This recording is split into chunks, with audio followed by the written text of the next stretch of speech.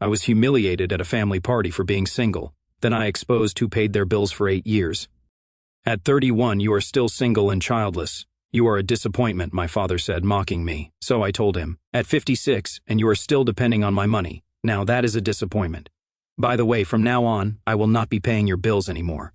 My name is Daniel. I am 31 years old, and I work as a financial analyst at a multinational corporation, earning $10,200 a month. It is an excellent salary that allows me to live comfortably, and for the last 8 years, it has also completely subsidized my parents' lives. For as long as I can remember, my parents, Ovaldo and Marta, aged 56 and 54 respectively, have had an unhealthy obsession with me starting a family. When are you going to bring home a girlfriend? Do you have someone special yet? All your cousins are already married. At your age, your father already had children. Every conversation eventually devolved into my supposed failure for not having a partner or children. It did not matter that I had graduated from university with honors. It did not matter that I had a stable, well-paying job. It did not matter that I was responsible, independent, and successful in my career. The only thing that mattered to them was my marital status. You are a disappointment, my father would tell me every time the topic came up. A real man has a family at your age. What are you waiting for? Are you going to get married when you are old? My mother was no better. I am embarrassed to tell my friends that my 31-year-old son is still single. She would constantly complain. What are they going to think? That something is wrong with you? That you're not capable of getting a woman? The ironic part of all this constant criticism was that I was the sole financial support for this family, so concerned with appearances. 8 years ago, when I was 23 and had just landed my first serious job, earning $5,000 a month, my parents came to me with a financial crisis. My father had lost his job as a salesman, and my mother had never formally worked. It is just temporary, they told me, just until your father finds something. And like the obedient son I was programmed since childhood to feel I owed them everything for having raised me, I agreed to help them. I started by paying the rent for their house, about $900 a month, then the utilities, another $300, then food and basic expenses, about $600 more.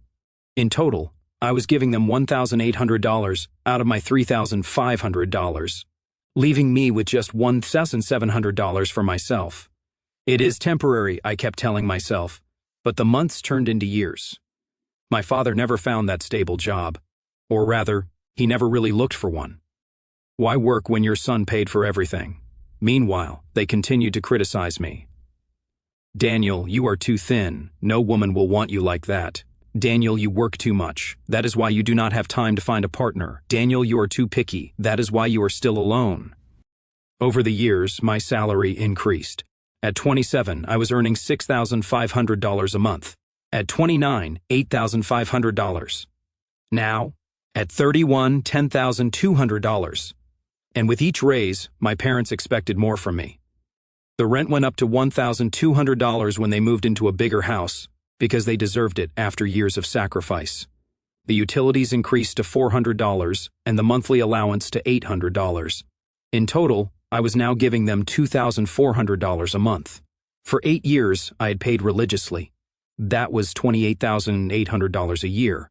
In 8 years, I had given them $230,400, almost $250,000, to support 2 completely capable adults who had simply decided that working was no longer necessary because their son provided for them.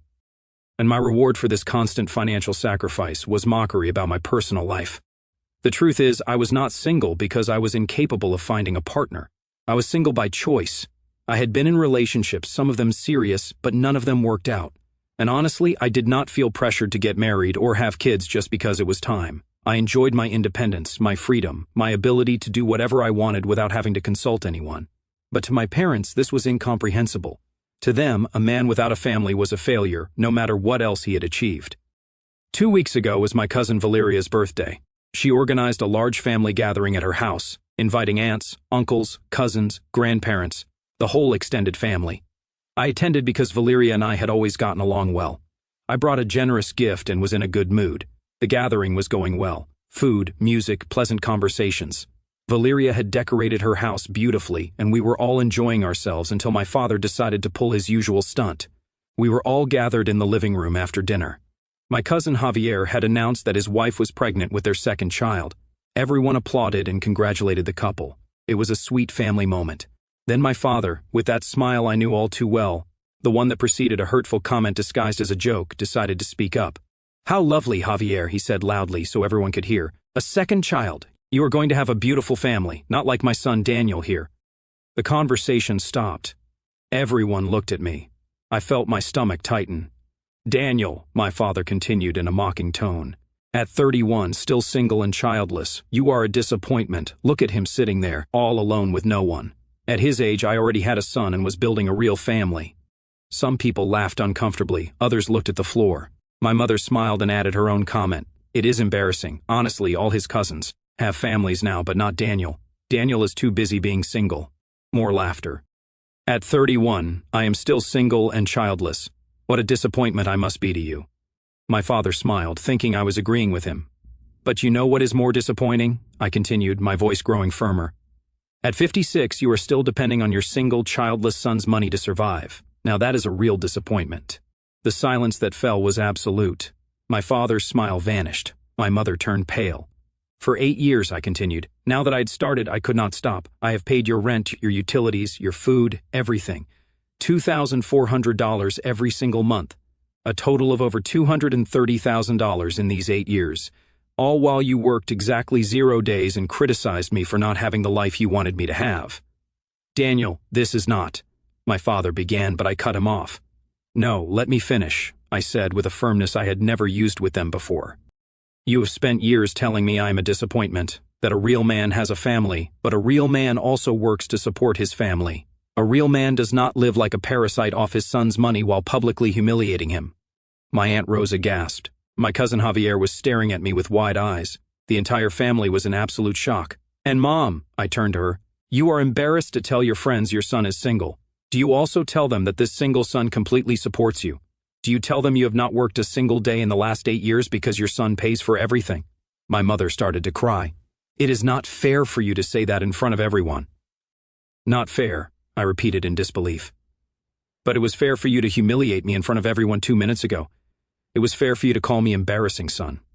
"We were just joking," my father tried, his voice weak. "You were not joking," I said. "You have been humiliating me for years about my personal life while I paid every bill you had, but that is over now." "What do you mean?" my mother asked, her voice trembling. "I mean," I said with absolute clarity, "that from this moment on I will no longer be paying your bills. The rent payments are done, the utility payments are done, the monthly allowance is done. It is all over." "You cannot do that," my father shouted, getting to his feet. "We are your parents, we raised you. And I have paid you back for that for 8 years, I said without losing my composure, more than paid you back. Now get jobs and support yourselves like any responsible adult should." "You are ungrateful," my mother cried. "After everything we did for you, what you did for me was your choice as parents," I said. "It does not create an eternal debt where I have to support you while you do nothing and constantly criticize me. That debt, if it ever existed, is now paid in full." "Daniel, please." My father changed tactics, now pleading. "Do not do this. Not in front of the family. We can talk in private." "No," I said firmly. "You decided to humiliate me in front of the family so the family can hear my response. I am no longer your source of income. Get jobs. Live within your means. Take responsibility for your own lives." "And we are supposed to live on the street?" my mother asked dramatically. "Live wherever you can afford with your own money," I said. "Like I do, like all these adults in this room do. It is not my responsibility to support you forever." "But we do not have any money," my father shouted, finally admitting the truth in front of everyone. "Then work," I said with brutal simplicity. "You are 56 and 54, you are not that old. Millions of people that age work. You can too." My uncle Ernesto, who had mocked me earlier, now had the decency to look uncomfortable. "Daniel, maybe you are being too harsh," he tried to mediate. "Harsh?" I looked at him. "Uncle, I have paid over $230,000 in 8 years to support my parents while they did not work and constantly criticized me. Does that seem soft to you? How much have you spent supporting capable adults who refuse to work?" He had no answer. I turned to my parents one last time. "This conversation is over. I am not going to argue anymore. My decision is final. As of today, you pay your own bills." And I walked out of Valeria's house, leaving the entire family in stunned silence. Behind me, I heard my mother crying and my father trying to explain, to justify, to do damage control, but it was no longer my problem. The following days were a bombardment of calls and messages. My father tried to reason, then threaten, then plead. My mother alternated between tears and insults. I ignored it all. A week after the incident, my Uncle Roberto called me. Daniel, your parents are desperate, he said. They do not have money for this month's rent. They are going to be evicted. Then they should look for a job or a cheaper place, I said without emotion. You are so cold, my uncle judged. I am being realistic, I corrected. They created this situation by not working for years and by constantly humiliating me. Now they are facing the consequences. 3 weeks after I cut off the funding, I received a message from my cousin Valeria. Daniel, your parents were evicted, she informed me. They are living in their car. Your mom says to please call her. I did not call. I blocked both of their numbers after receiving the 100th message begging for help. A month later, through my Aunt Rosa, who still spoke to me, I found out that they had both gotten jobs. My father was working as a packer at a supermarket earning minimum wage. My mother had found a job at a laundry. Between the two of them, they earned enough to rent a room in a shared house with a common bathroom. They are suffering a lot, my aunt told me in a reproachful tone. Do not you care? They are learning to stand on their own 2 feet, I replied. That is not suffering. That is growth. You are very hard on them, she insisted. They were hard on me for years, I said. The difference is that my harshness comes with fair consequences for their actions. Theirs came for no reason other than gratuitous cruelty. The months passed. The calls eventually ceased. The messages stopped. Through occasional family gossip, I heard about how they were working, living modestly, and apparently adapting to having to support themselves for the first time in 8 years. 6 months after the incident at Valeria's birthday, I received a letter. It was from my mother, handwritten on cheap paper. Dear Daniel, it began. Your father and I want you to know that we finally understand. We understand that we abused your generosity for years. We understand that we treated you unfairly, criticizing you for personal decisions that were none of our business while we depended on you financially. We understand that we were hypocrites. We are not asking you to forgive us yet, because we know we do not deserve it. We just want you to know that we are working, supporting ourselves, and learning to live within our means. And for the first time in years, even though it is hard, we feel a sense of dignity in earning our own money. Maybe someday we can have a relationship again, one based on mutual respect and not dependence. But if you decide you do not want that, we will understand. We love you even though we did not show it well. Mom and Dad. I read the letter 3 times. I felt something stir in my chest, something that had been frozen for months. It was not complete forgiveness. Not yet, but it was a start. I did not reply to the letter immediately. I needed time to process, but I kept it in a drawer. I did not throw it away. Today, a year after that birthday that changed everything, I live peacefully in my apartment. The money I used to spend on supporting my parents, I now use for myself. I have traveled, I have invested, I have enjoyed my life without the constant burden of supporting 2 adults who refuse to work. Am I still single? Yes. Does it bother me? No. I am currently dating someone, but with no rush, no pressure. If it works out, it works out. If not, that is fine too. Do I miss my parents? Sometimes. I miss the idea of having parents who would support and love me unconditionally. But that idea was never real. It was just a fantasy. Do I regret cutting off the funding so drastically? No. It was the best thing I could have done, both for myself and, ironically, for them. Now they have the dignity of supporting themselves. Now they know they can survive without depending on their son. Maybe someday we will rebuild a relationship, but it will be different, on my terms, with clear boundaries and mutual respect. Or maybe we will not, and that is okay too. Because I learned something invaluable that day at Valeria's birthday. When I finally stopped silently enduring humiliation, I learned that self-respect is worth more than keeping the family peace. I learned that raising a child does not create an infinite debt that must be repaid with decades of financial sacrifice. I learned that you can love your parents and still need to distance yourself from them to preserve your own mental and financial health. And most importantly, I learned that being alone is not a disappointment. The real disappointment is living your life trying to please people who will never be satisfied, who will always find something new to criticize no matter how much you sacrifice for them. I am free now. Free from the financial burden of supporting 2 capable adults. Free from the emotional burden of their constant criticism. Free from feeling like I owe something for having been raised. My money is my own. My life is my own. My decisions are my own. And if that makes me a disappointment in the eyes of those who criticized me while living off my generosity, then I am perfectly happy being a disappointment. Because finally, after 31 years of seeking approval that never came, I learned to approve of myself. And that self-approval, that inner peace, that freedom to live on my own terms without carrying the weight of supporting those who do not respect me, is worth infinitely more than any amount of money or any illusion of a perfect family. Update 1. 5 months after I wrote my story, my parents contacted me again. This time, they waited for me outside of my work and asked for my forgiveness in person. It was not a message. It was not a call. It was not a letter. It was in person, standing on the sidewalk, nervous, uncomfortable, and clearly exhausted by the life they'd been living since I stopped financing everything for them. My mother's eyes were red. I do not know if it was from crying or from exhaustion. My father looked smaller, less arrogant, as if the last few months had knocked the wind out of him that he had an abundance when he was publicly humiliating me. They asked to speak for just a few minutes. I agreed. What happened next, I did not expect. There were no excuses, no justifications, none of the typical, but you also, just an apology, a real, unadorned, non-manipulative, drama-free apology. My father admitted that he had been cruel, unfair, and arrogant. He said that the humiliation he suffered in front of the family that day did not compare to the years he had humiliated me. My mother confessed that she never imagined how much her comments had hurt me and how much they had abused my generosity. They both acknowledged that living on a bare minimum, depending only on their own efforts, had opened their eyes, that never in their lives had they valued how difficult it was to cover expenses, manage a salary, and live with limits. They did not ask me for money back, or to support them again, or to solve their problems. They only asked for a chance to rebuild the relationship. And I, after months of distance, reflection, and peace of mind, accepted, not for them, but for myself. Over the following 5 months, we have taken small but firm steps. We see each other once every 2 weeks, usually for coffee or lunch at a simple place. We do not talk about the past unless they bring it up first. And when they do, it is from a place of responsibility, not victimhood. And most importantly of all, they have never again asked me for money. Not a single cent. I do not finance their lives, they do not control mine. And from this newfound balance, it is only now that we are starting to truly get to know each other. Stepping back from the personal emotions of the protagonist, this sequence of events leaves us with a profound look at the law of cause and effect.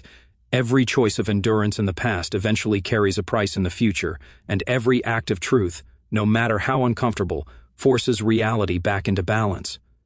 Stories like Daniel's are not rare. They quietly unfold in countless families where love, obligation, and manipulation become tangled until no one can tell where responsibility ends and exploitation begins.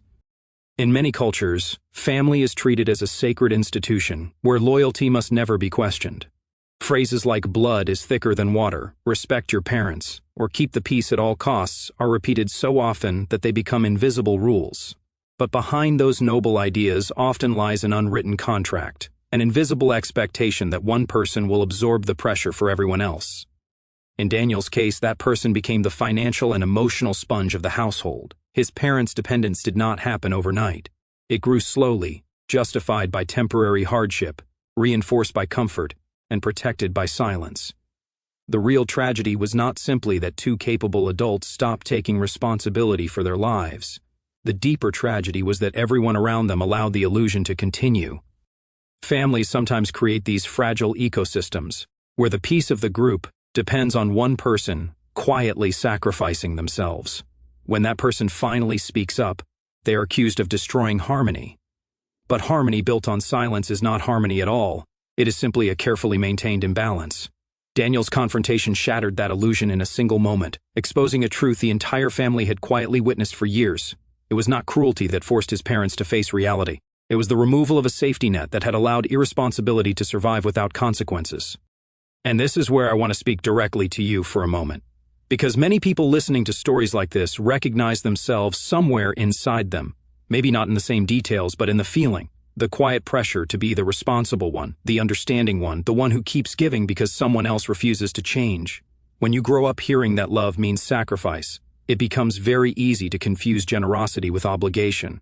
You begin to believe that saying no is betrayal. I understand that fear. I understand the guilt that comes when you finally set a boundary after years of endurance. The first time you refuse a demand, your heart races. Your mind whispers that maybe you are being too harsh, too selfish, too cold. That voice is powerful because it has been trained for years by expectations disguised as love. But sometimes breaking a destructive family pattern is not an act of rebellion. It is surgery, painful, uncomfortable, and frightening, but necessary to remove something that is slowly poisoning everyone involved. In Daniel's case, cutting off the financial support did not destroy his parents' lives. In fact, it forced them to rediscover something they had long abandoned: dignity, the ability to stand on their own feet again, the ability to look at their son not as a provider, but as another adult deserving respect. Boundaries are rarely celebrated at first. When you draw one, people who benefited from your silence will call it cruelty. They may accuse you of abandoning the family or breaking traditions. Yet the truth is that real relationships cannot exist where one person's generosity is treated as an endless resource. Love without respect eventually turns into resentment. Responsibility without balance becomes quiet suffering. There is also another layer to this story that matters deeply. By choosing self-respect, Daniel was not only protecting his own life, he was protecting the future. The patterns we tolerate today often become the patterns the next generation inherits tomorrow. If a child grows up watching someone sacrifice everything to please others who never appreciate it, that child learns the wrong lesson about love. Breaking that cycle takes courage, and courage rarely looks gentle in the moment it happens. Time, however, has a way of revealing truths that arguments never could. When Daniel's parents finally began supporting themselves, something unexpected emerged: accountability. Their apology did not come from guilt forced by their son, but from the experience of living the reality they had avoided. That is the quiet paradox of boundaries. Sometimes the distance we create is the only space where real change can begin. So the question this story leaves us with is not simply whether Daniel was right or wrong. The deeper question is one that many families eventually face in some form. If keeping the peace in your family required you to continue sacrificing your dignity, your financial stability, and your emotional well-being for people who refuse to take responsibility for themselves, would you keep paying that price? Or would you risk being called the villain in order to finally reclaim your life?